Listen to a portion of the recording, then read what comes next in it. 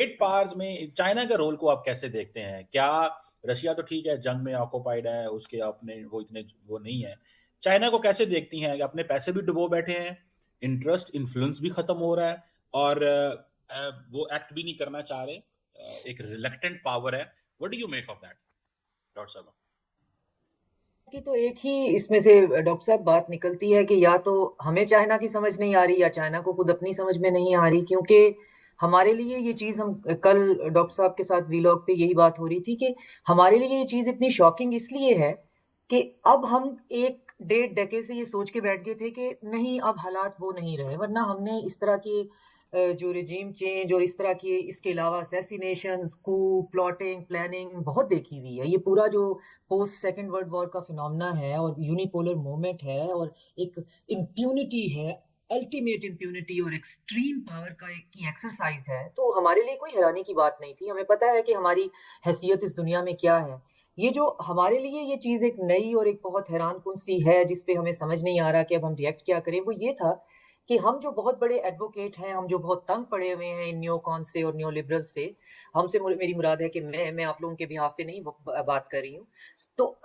हमारा ये ख्याल है कि शायद अब ग्लोबल साउथ के पास कोई ब्रीदिंग स्पेस है, और ब्रीदिंग स्पेस हमें प्रोवाइड की है चाइना की राइज ने, उसके विजन ने, उसके रेटोरिक ने। तो बात फिर वहीं पे है कि अगर चाइना अपने साथ अपने एलाइज को अलाइन तो करना चाहता है, लेकिन वहां पे उनको बचा नहीं सकता, तो फिर वही बात है कि या तो चाइना को भी समझ नहीं आ रही कि उन्होंने क्या करना है, या हमें चाइना की समझ नहीं आ रही, हम कुछ जरूरत से ज्यादा जो है उसके बारे में सोच के बैठ गए हैं।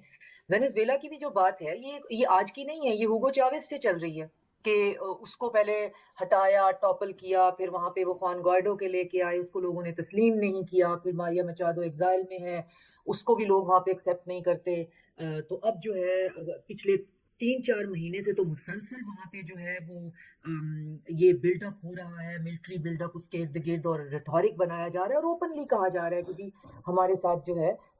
हमें ट्रेड में जो है ताउन चाहिए। तो जिसपे मदुरो ने कहा कि जी मैं ताउन करने के लिए तैयार हूँ, तुमने कहा नहीं नहीं, हमें सारा कुछ प्राइवेटाइज करना है, तुम इसको नेशनलाइज करना चाहते हो,